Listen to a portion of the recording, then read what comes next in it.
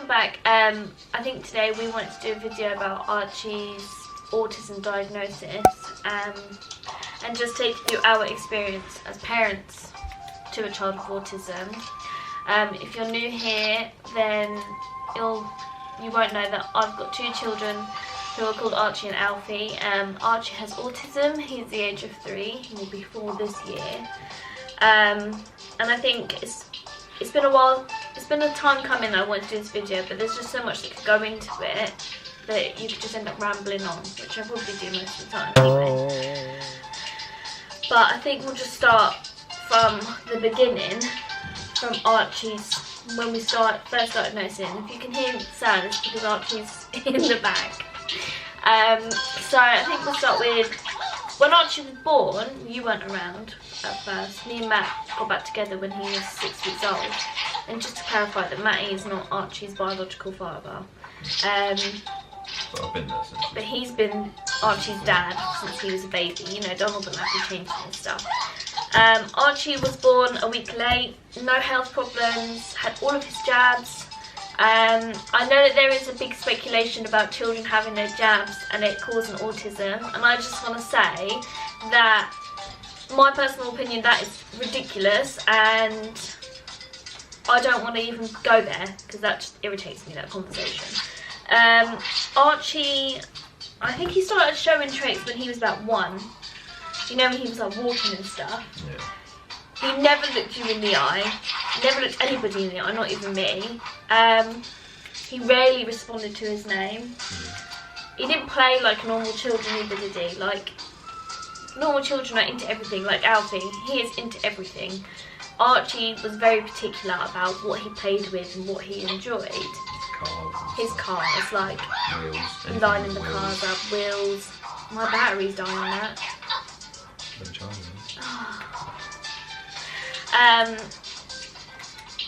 Yeah, so early traits were things like flapping the hands, his his eyes, eye contact, moving his eyes around from left to right, spinning around in circles just because he used to enjoy seeing things. Yeah, the feeling of being dizzy. And then it was things like foods. He was really fussy with food. So he didn't like things touching his hand. No. Like, he didn't like it all over his hands. Wet foods. He wasn't into messy play at all. But it's funny because he liked painting. But then now, if I tried to get him to do that, he would just, there's none of it. So when we started noticing early traits, I spoke to my sister because she and I worked with autistic children and she has got qualifications. So she recommended just to go with things. I think I kind of pretended it wasn't happening for a while because I had a bit of denial, which is completely normal. And then Archie went to nursery, and when he got to nursery we had his key worker meeting, and I found out that Archie was behind in a lot of areas. And that is when his key worker mentioned doing a referral to the Edwin Lobo Centre, and this was only last year. So we had the referral, and it takes about 6 months before you get an appointment. And we had our appointment in October last year. So the nursery were really helpful with speech therapy referrals, Edwin Lobo referrals, everything was done by the nursery. So that was great. We went to the examination, and it wasn't like we sat in a room and they watched Archie through a glass window. It wasn't like that at all. It was, you went in and you spoke about what you thought was concerning, and then they would observe Archie for about 10-15 minutes, and then you left. You didn't leave with the diagnosis, you just left. So we didn't know. So we came home, and then a few weeks later we got a letter in the door which clarified that Archie was on the spectrum somewhere, but they didn't know where because he's too young to figure out whether he was high functioning or low functioning. So for a while we just kind of had to deal with that. I think that was hard, coming to terms with it. It was alright for me, but I think for you it was... Matty always said, oh, he's normal. I just saw him as just a little boy. Yeah, Matty doesn't... At the time, you didn't really think there was anything wrong with him. You were like, maybe he's just not interested. I just said all kids were different. Yeah. And he has his own little traits and everything. Just like how Alfie would have his own little traits. Exactly. So then I tried to introduce you into the world of autism, shall we say. And you kind of got it. You're getting there. You're getting better. it's still hard. Yeah. And I appreciate that you look at him like he's a normal child, because not a lot of people do that. So in that sense, you're always going to treat him the same as you treat Alfie, which is important. So we got the diagnosis, and then from there we just kind of had to figure out what we needed to do as parents and what the nursery needed to do to support Archie. So, I mean, he's a very happy boy, and I think that's down to us, because we do everything to keep him happy, you know. And I think as he's gotten older, especially during lockdown, we've noticed his traits have just become more intense. Yeah. So like flapping his hands like crazy, like when he gets excited, and like he like squeals, and his hands, when he does this with his hands, there's just so many different things. He gets very frustrated as well, as you can tell, with his iPad. But he is definitely changing as he gets older. Archie, he has spoken, he has said words, but then he stops. He goes through phases, doesn't he? Yeah.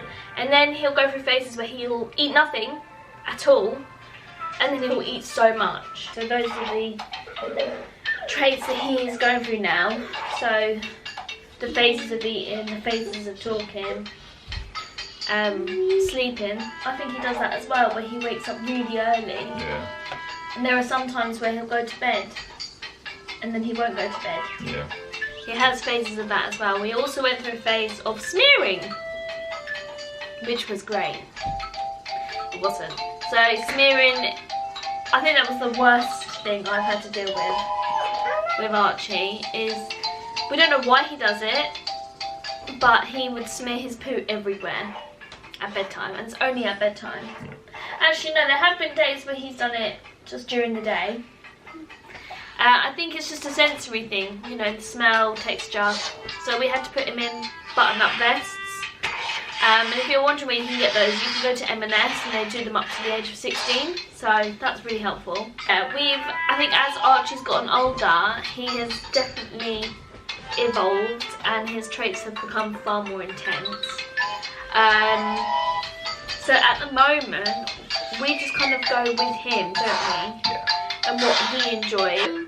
Archie has a strict routine, doesn't he? Yeah. Careful. Of what he likes and what he doesn't like. We know what he likes and what he doesn't like. You know, it's the same breakfast every day, same lunch every day, pretty much the same dinners every day, same games, same toys, same TV shows. Everything is the same. Exactly though. That's it, and I think that's what's important, is to keep them happy. I think we're just kind of going with every day, aren't we, with Archie? Every day is a different day, isn't it? Yeah. You don't really know what you're going to get. Even though it's a set routine every day, you don't know how he's going to be. Kind of like that one child though, aren't they? Yeah, I guess so. Like with Alfie, one day can be really miserable. One day you can be miserable, yeah. One day it's really happy. But I think as a family, we cope quite well, I think. I think sometimes I get quite upset with you, because you don't understand it fully. I don't know. And Matty, you know, Matty sometimes will tell Archie off the way he would tell Alfie off, and I come from the aspect of he doesn't understand. So you have to kind of, there are some things of Archie you have to treat him differently, and that's because he has more needs than Alfie does. But as a family, I think we cope quite well with it, and I think Alfie as well copes really well with it, doesn't he? Yeah, I mean, if you're concerned about your child having autism, my suggestion is to speak to a professional. Speak to your partner, speak to family, but speak to a professional, because that's what their jobs are there to do, you know, they're there to help. And it's okay to want to put it off, because you don't want it to be real, because that's what we did, isn't it? We just pretended it wasn't happening. And I have written a blog post about that, like the 5 stages of grief that you go through. But we're in a really good place now. I think Archie's in a very good place as well. He is right now. He doesn't scream, does he? You know, he's a good boy. He is a really happy boy. He doesn't cry, he doesn't kick off or No. anything like that. Only if his iPad Do you know what? dies. He used to go for a stage where he would try to hurt himself, and he doesn't do that anymore. He is, and anybody that meets Archie has always said that he's such a happy boy, and I think that is definitely down to us. And his iPad. He's obsessed with his iPad. But yeah, we are in a good place. There are good days, there are really bad days. That's just how autism goes. But I hope that helps in some kind of way. I will have some links down below for web pages that help for advice if you're feeling a little bit confused or stuck. And I'm always open to questions if you have any. Yeah.